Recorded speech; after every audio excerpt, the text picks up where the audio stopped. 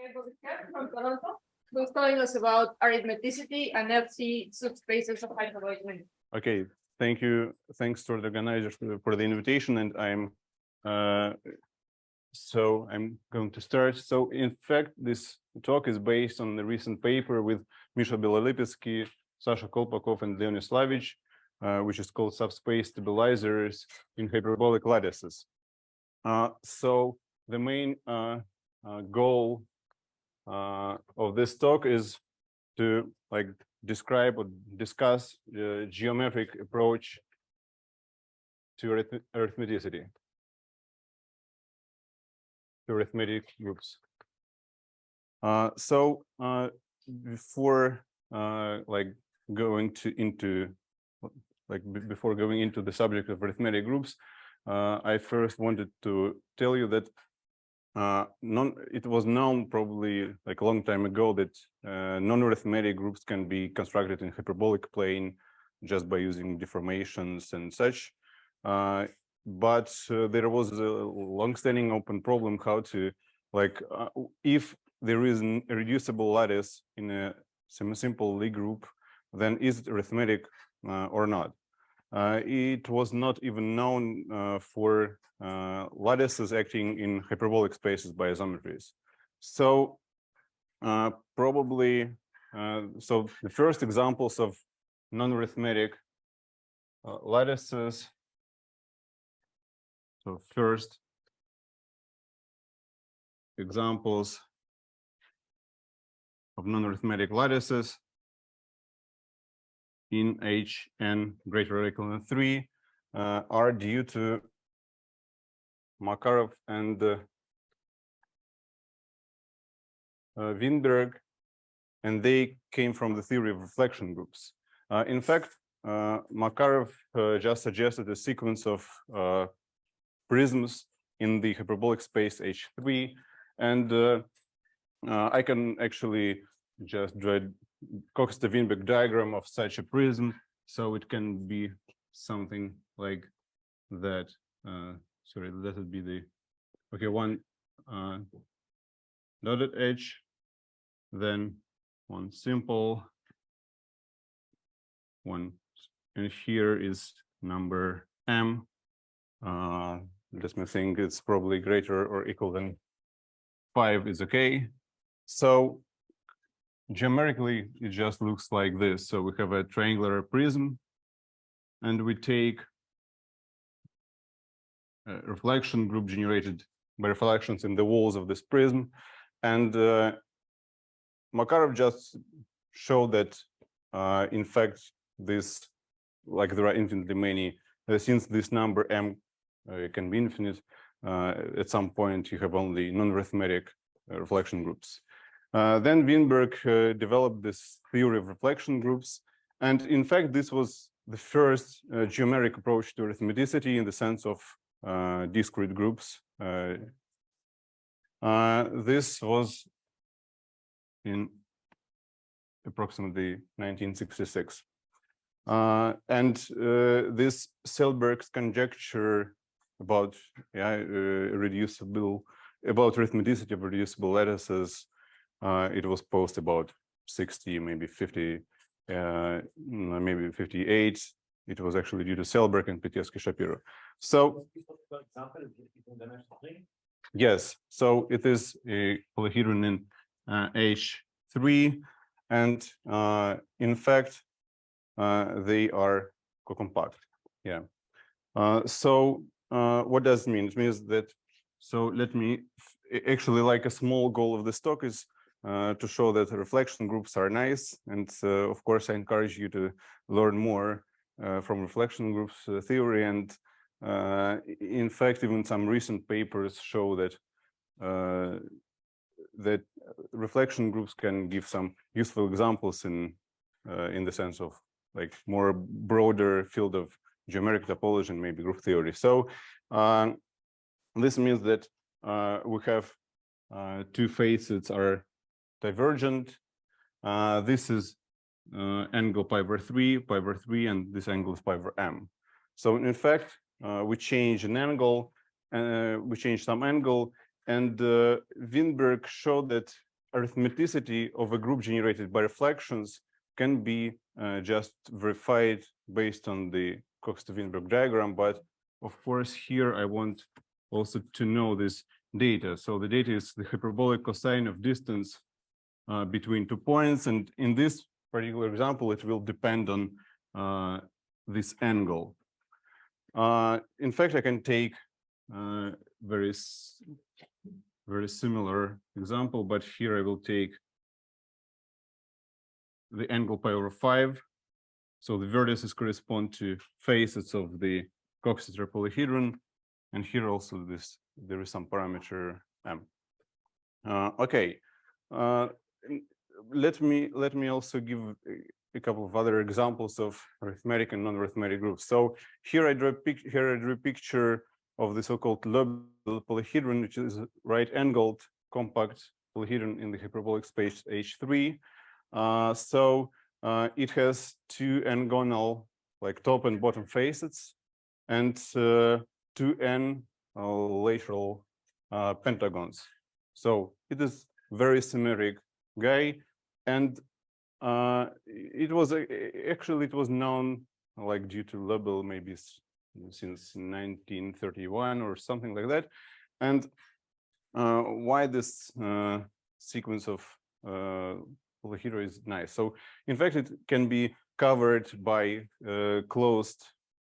So there are degree 8 covers by closed hyperbolic 3 manifolds, and these 3 manifolds have a lot of interesting like features. And for instance, the systols of such manifolds approach 0. The second is that corresponding right-angled reflection groups, the sequence provide infinitely many commensurability classes of right-angled reflection groups. So if you like want to explore more on this, I would refer to our paper with Sami Duba about this. And in fact, we also checked that the corresponding right-angled reflection groups are, so this is a sequence of infinitely many commensurability classes, but only finitely many of them are arithmetic. And then I can do the Den-filling. In fact, it's like the reverse Den-filling algorithm, like procedure. So if I make this angle at orange edges to be equal pi over some n, and then n is, I take it larger and larger, then it still will be a good finite volume. It will be a compact coxeter polyhedron in H3, and in the limit I will obtain the right-angled antiprism. So in fact, I just showed that I can take the ideal right-angled antiprism run here and make this Den-filling for each cusp. Yeah, and I will take actually a sequence of compact polyhedra, and the starting, like the initial polyhedron in the sequence will be the Leone polyhedron. Why this example is also interesting? It is this example corresponds to the so-called chain link. It is shown here, and it is known that the fundamental group of the chain link complement is commensurable with the reflection group generated in the walls of this antiprism. It was also proved in 2 recent papers by I forgot. Well, one paper is Keller-Hartz. It's actually very recent, like just previous year. And yeah, sorry. Just person. So the edges are 90 degrees. Yes. So it is also right-angled. Yeah. Yes, and all orange vertices are ideal. And yeah, we see then. So this edge, like, it was contracted to an ideal vertex in this example. Yeah. So in fact, it was proved by Millichap, Trapp, and do you remember the? Huh? Yeah, Mayer. really. So in the papers of Milichev and Trapit and independently Keller-Haas, it was proved that only for n equals 3 and 4, these are arithmetic. And in fact, this sequence provides also infinitely many commensurability classes of right-angled reflection groups. So these are just examples, but these examples are from reflection group theory. And what about arithmeticity? And in fact, as for arithmetic reflection groups, it is known that there are only finitely many maximal arithmetic reflection groups in null dimensions of hyperbolic spaces. So, but I will discuss these results a bit later.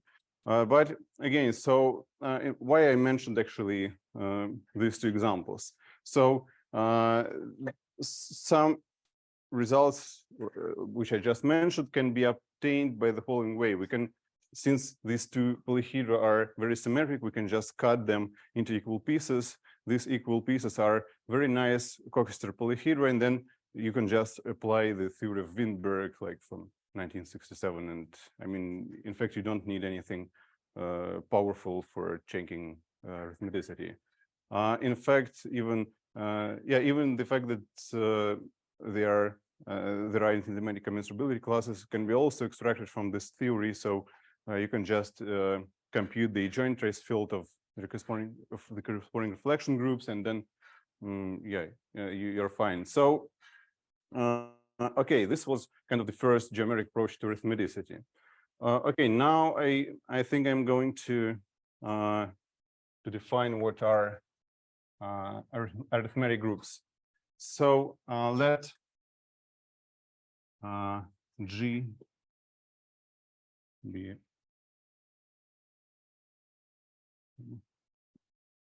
simple Lie group. I think let it be maybe connected. So then, okay, an algebraic K group is said to be admissible for G if so K is totally real number field.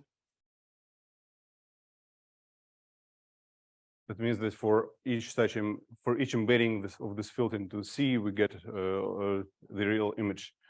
Then the second, like most important part is the following. So the like G, okay, an admissible K group G tilde. So G tilde taken in these points. So what is it? It is actually the direct product by all embeddings of this field into R. And here I take G tilde sigma in R points.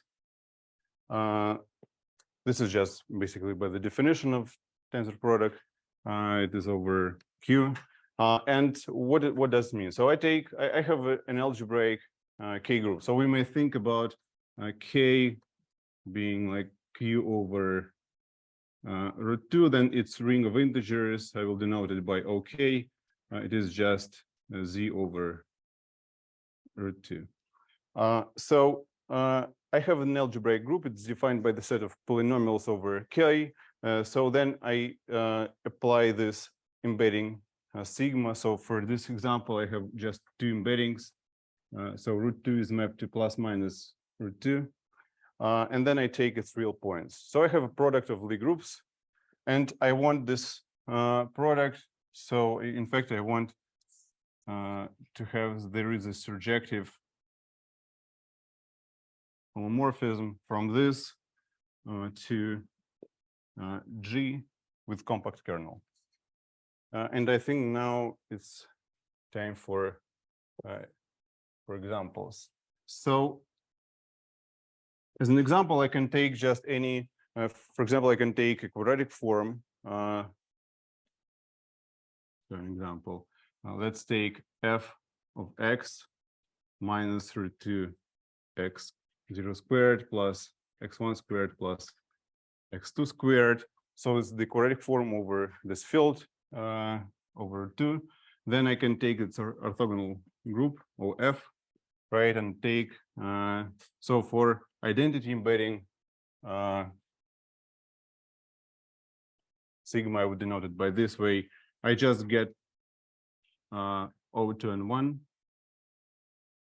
But for another embedding, I just get actually the compact group of order 3, right? So, and now the following definition, and actually I will just write it as a theorem of Borel and Harishchandra from 1962. In fact, if gamma is commensurable with a group of integer points of some admissible G tilde, then this like image, there is projective phi, then this phi of gamma is a lattice in the Lie group G. So like going further with this example, I can just take the group of integer points of this automorphism group of correct forms, right? And up to finite index, I just get an arithmetic lattice acting by isometries in the hyperbolic space. And this example is particularly important since it exists in all dimensions of hyperbolic spaces. So I think I now will erase here. And avoid someone. Okay, so yeah. Okay, so like simplest type or type 1 arithmetic hyperbolic lattices. So for each n greater or equal than 2,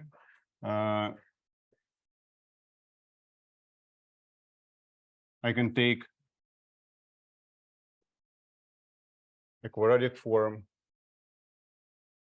So a quadratic form over some k of signature n1, such that the group of what I want such that this form f sigma is positive definite for any non-identity embedding of the field k into R.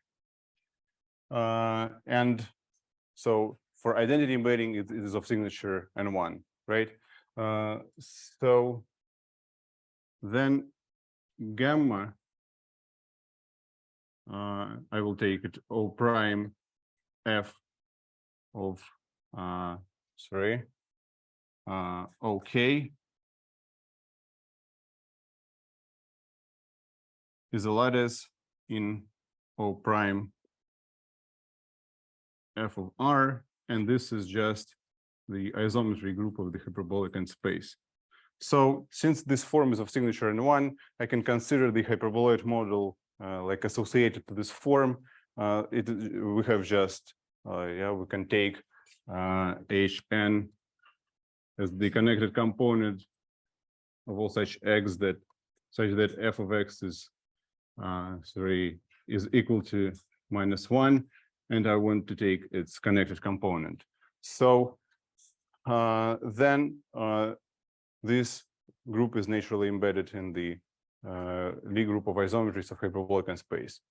So this is actually a large class of examples, and they exist in all dimensions over infinitely many fields and for infinitely many quadratic forms. So like what is there is an important remark. So arithmetic reflection groups are of type 1. So arithmetic reflection groups are of type 1.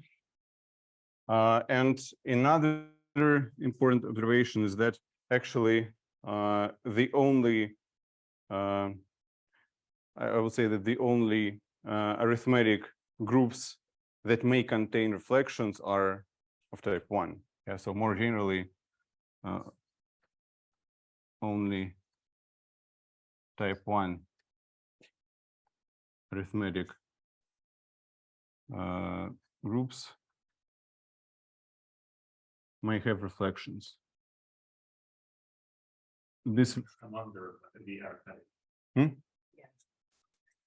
Yeah, among arithmetic. Yeah. So only type 1 arithmetic groups may have reflections. Okay, but actually there are some other types of arithmetic groups in hyperbolic spaces. So let me erase this here. And okay, so like maybe before going into this classification of arithmetic reflection groups, now let me say the following. So if it is actually like generally it can be quite complicated to detect arithmeticity. It always depends on how your gamma is defined and actually how it is obtained in your like particular picture in your problem or something like that. So sometimes it already comes from some arithmetic structure with some arithmetic structure. Then it's okay, that's cool. The problem is closed. But what if you don't know anything about? So lattice gamma is called arithmetic, right? If there exists some algebraic key group which is admissible in such that you can make it commensurable with the group of integer points. But sometimes your group is just some finitely generated group, and it's not easy to find anything. So for reflection groups, you can determine the field by using Weinberg's criterion for arithmeticity, and you can actually verify arithmeticity by following this. But it's not like always possible. But what are there some general results on arithmetic? So the first result is, of course, due to Margulis. So first theorem, Margulis arithmeticity and superrigidity theorems. So if gamma, well, okay, is an irreducible lattice in G, which is not isogenous to SON1 or SUN1. Well, in fact, it was proved by Margulis for high rank, for rank greater or equal than 2, but it was generalized to this setting. So it is known as Margulis superrigidity and arithmeticity, actually Margulis arithmeticity theorem. So is an irreducible lattice in G, yeah, then gamma is arithmetic. It's the first theorem, and the second is Margulis commensurator rigidity, which gives actually like an algebraic approach to arithmeticity. So let gamma, let gamma be a lattice in G, then gamma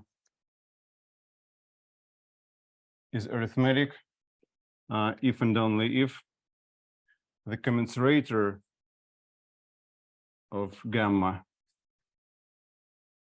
what is it? It is the set of all G, yeah, from G such that G gamma G inverse is commensurable. I will denote commensurability by tilde, is dense. And the second part of this theorem is, in fact, it is just a dichotomy. So it's not. So the second part of this theorem. So this is the first one. Yeah, this is. So the second part says that states that gamma is non-arithmetic if and only if the commensurator is actually a lattice. So commensurator of gamma is a lattice, but in fact, since commensurator of gamma, so in this commensurability class of gamma, it is a maximal group containing gamma, so it's actually just a maximal lattice containing gamma. So I can just write that the gamma is a finite index in the commensurator of gamma. But again, in order to verify, so this theorem is it holds in also in hyperbolic spaces, so it works. But again, you need to think, you need to know something about the commensurator. So or about the behavior of the elements that commensurate gamma in order to check if the commensurator is dense or is very discretized subgroup. So what can we do then next? In fact, as I remember, this theorem was also applied in some low-dimensional geometry and topology setting, maybe for some. I'm not sure, but maybe it was actually applied for, like, as I remember, it was first applied to check that only finitely many of right-angled groups, reflection groups generated in the walls of Lebel polyhedra are arithmetic. Maybe, but I'm not sure. So, sometimes people indeed use this theorem to verify arithmeticity of or non-arithmeticity of some hyperbolic lattices. Okay, then now I think I'm ready to. Okay, so now let me. Okay, so let M be a finite volume hyperbolic orbifold. Then N in M is called an FC subspace if there exists a finite subgroup of the commensurator. So the F is finite, such that N is the quotient of some plane U mod the stabilizer of U and gamma, where U is the fixed point set of this finite subgroup. So the definition is quite algebraic, but actually it has a very geometric meaning. So let me discuss some examples of, and actually, I think I should, so like maybe the, okay, let me start like enumerating theorems from our paper. So theorem, I don't know, theorem 0 is that, so it is from our paper, FC subspaces are totally geodesic. So it's a totally geodesic subspace in the orbifold, which means that any geodesic can be extended, any geodesic in the subspace can be extended to the geodesic in the entire manifold or an orbifold. So now I want to give some examples. Yeah, in fact, they are properly, yeah, thank you. So properly immersed, totally geodesic subspace. So now about examples. Okay, maybe the first, okay, some examples like, okay, first, let us consider the Coxeter polyhedron with the facet of codimension 1, which meets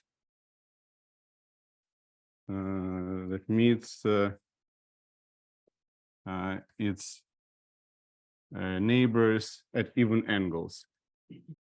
So the picture, I think, should be like this. So let me take this. Actually is not so important for me. So let angles at this edges. So I take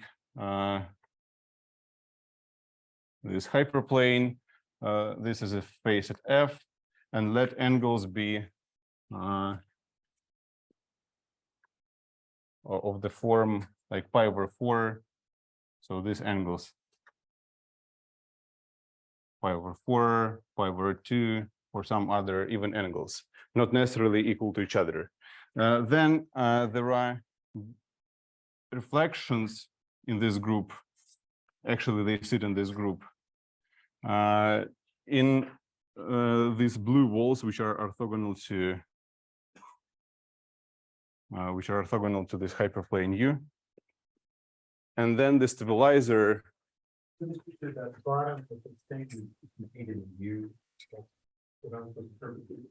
Yeah, so let me, so this is hyperplane U. It contains F, like a facet. Then, yeah, the stabilizer of U in gamma, where gamma is just generated by reflections in the walls of P. Yeah, sorry. Supposed to be kind of boom in the other wall. Yeah, sorry. Let me take like P prime. Yeah. So, and this is, yeah, P prime is facet of codimension 1. So, yeah, it contains P prime. So then the stabilizer of U in gamma is just generated by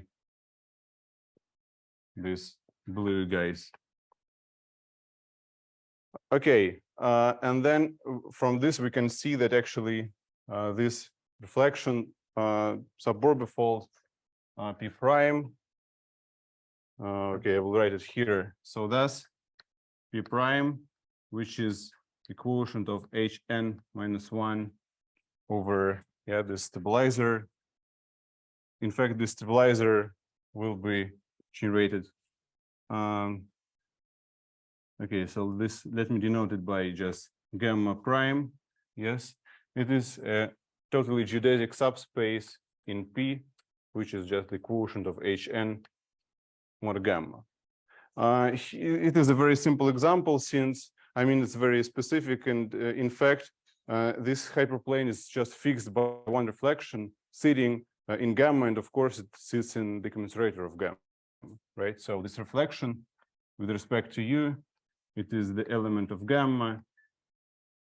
And this is the commensurator. It is sitting in the commensurator of gamma. Okay, now, in fact, these are what, but geometrically, what are these totally geodesic FC subspaces? They correspond actually to finite order symmetries of finite covers. So these are, okay, so I would say, in fact, FC subspaces correspond to finite symmetries, finite covers. And let me draw like a, so this can be a hyperbolic symmetric surface. And in this case, this closed curve is an FC subspace. Yeah, so since it's actually a symmetry of the, so the reflection with respect to this curve, let me denote it gamma. Yeah, the reflection with respect to this curve is sitting, of course, in the commensurator of pi1 of sigma 2. And again, some reflective example corresponding already to finite symmetries of some finite covers. So let me take a square. So this is a square, I hope. And let me subdivide it into, okay, let's say 12. Not nice. Okay, so in this example, I take two groups. I have the square P, and I have also like P1, a smaller subtile of this. So then the reflection group. Okay, I actually know that. So this group is larger. So the reflection group generated in the walls of P1 contains gamma P as a subgroup of index 12, right? Since I have just 12 fundamental domains in this picture. Then this reflection gamma in this blue diagonal of the square preserves P, but not P1. In P1, actually, this totally geodesic line will be projected as a closed billiard trajectory. So it will look like this here. Yeah. So after projection, I will get this closed billiard trajectory in P1. And this means that actually, what does it mean? It means that in P1, yes, like the image of gamma in P1 is an fc subspace of reflective orbifold P1, which is, in this case, is just the Euclidean plane E2 generated by reflections in gamma P1. So this is not a symmetry of the orbifold P1 itself, but it is a symmetry of some finite cover. And in fact, this algebraic definition is exactly this. So the fact that our plane projected to our suborbifold is fixed by some finite subgroup of the commensurator means exactly this. There exists some finite cover which lives there, corresponds to the symmetry of this finite cover, right? Yeah. All the examples so far, the fc subspaces that you drew were codimension 1, but that's not necessary. Right? Yeah, that's not necessary. And you could rotate it by the yes, exactly. This will be mentioned actually very soon, but I don't control time. Okay, cool. So now it's time to to say about our main theorems. So theorem 0 was mentioned. Now it is important to give a remark. So okay, classification of arithmetic hyperbolic lattices can be of arithmetic hyperbolic lattices. So type 1, these are like admissible quadratic forms, and they exist in all dimensions. There is also type, the so-called type 2. They are defined via skew Hermitian forms over quaternions.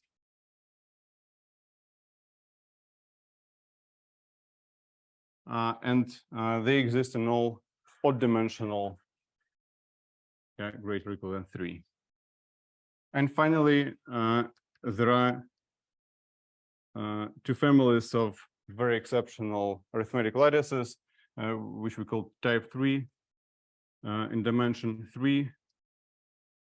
and in dimension 7. This is devoted to trilitarian phenomenon, so-called trilitarian lattices. And these are defined by exceptional isomorphism. So they can be obtained as subgroups of PSL to C. But in fact, I don't need like the details of this. But what is important to know? So type 1 exists in all dimensions. These are only odd dimensionals.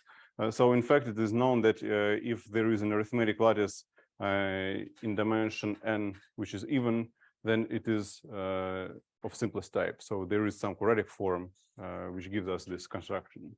But these guys are very special indeed.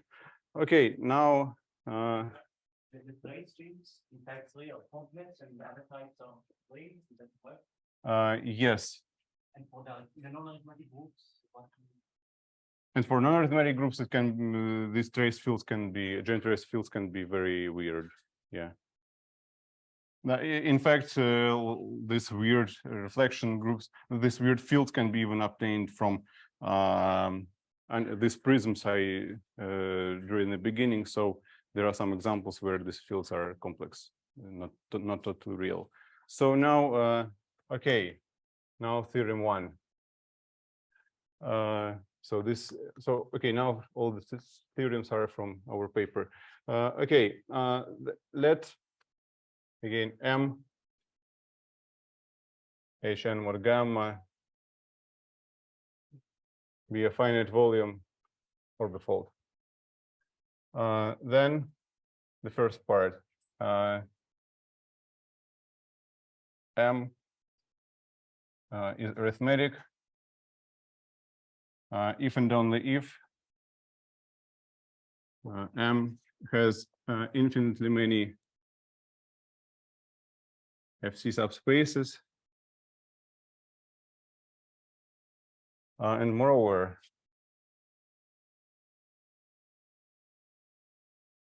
if in arithmetic case, if M is a totally geodesic,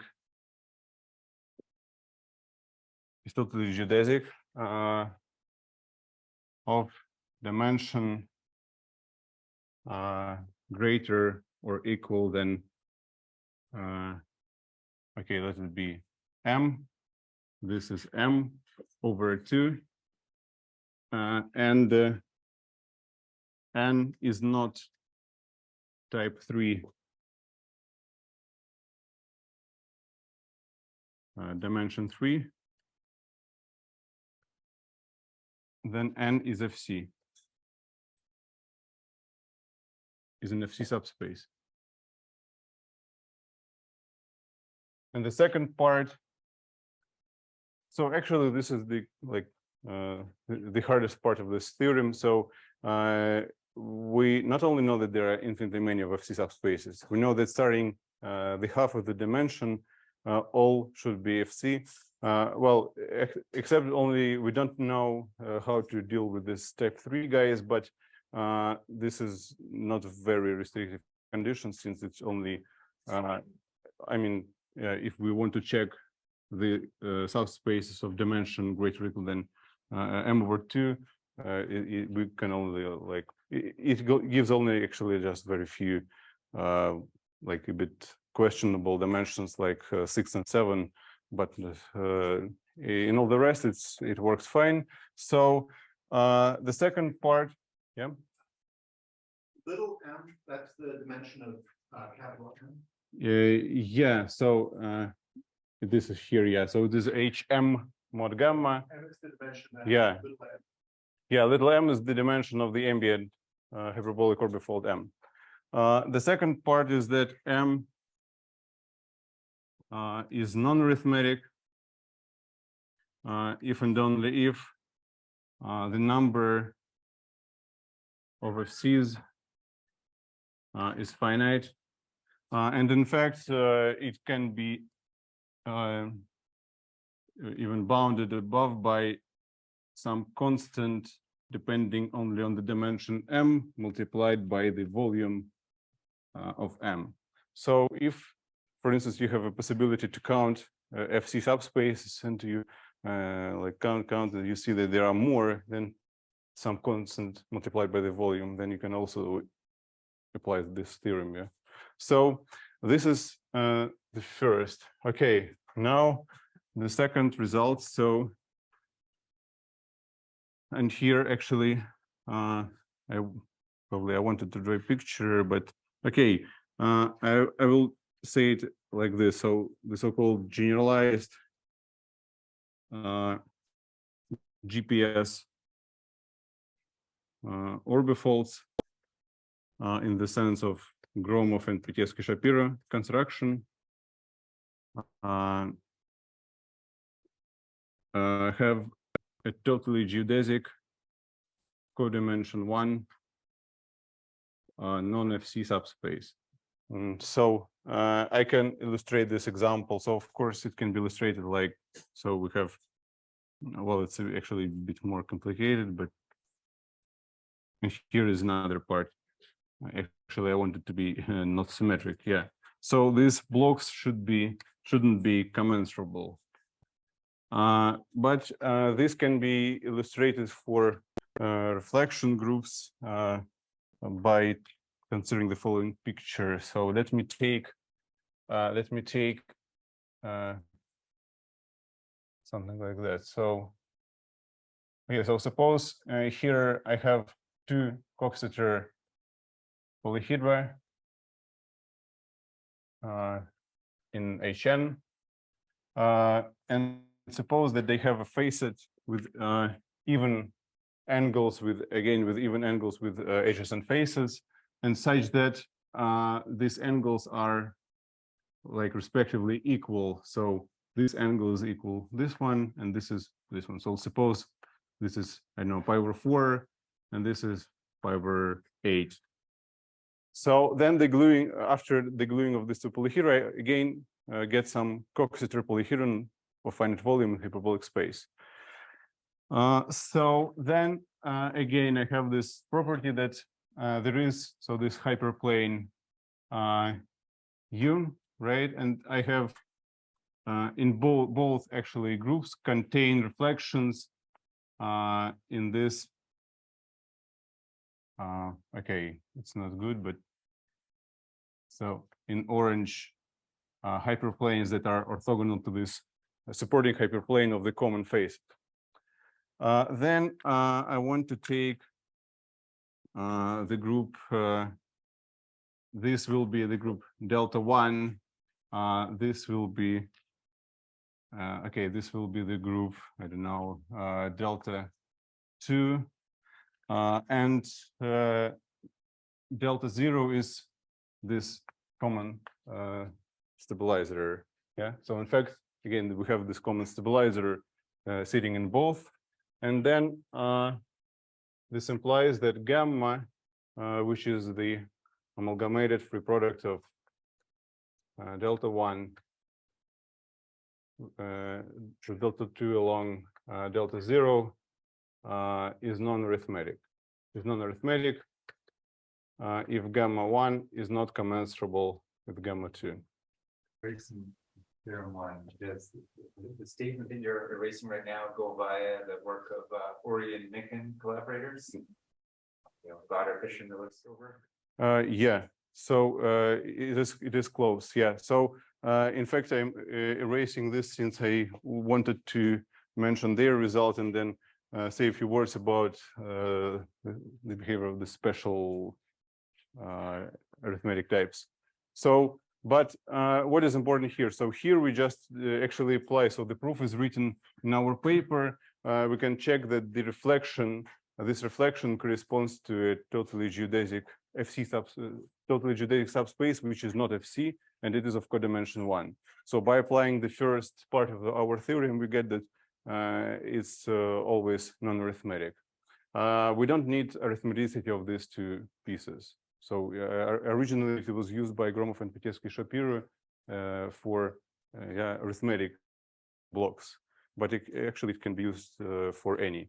So yeah, thanks. I'm almost close to stop. Yeah. So in fact, I think I need this. Okay. Theorem, which is due to Bader, Fisher, Miller, and Stover. And for n being 3, it's due to Margulis and Mohammadi. If M HM mod gamma has infinitely many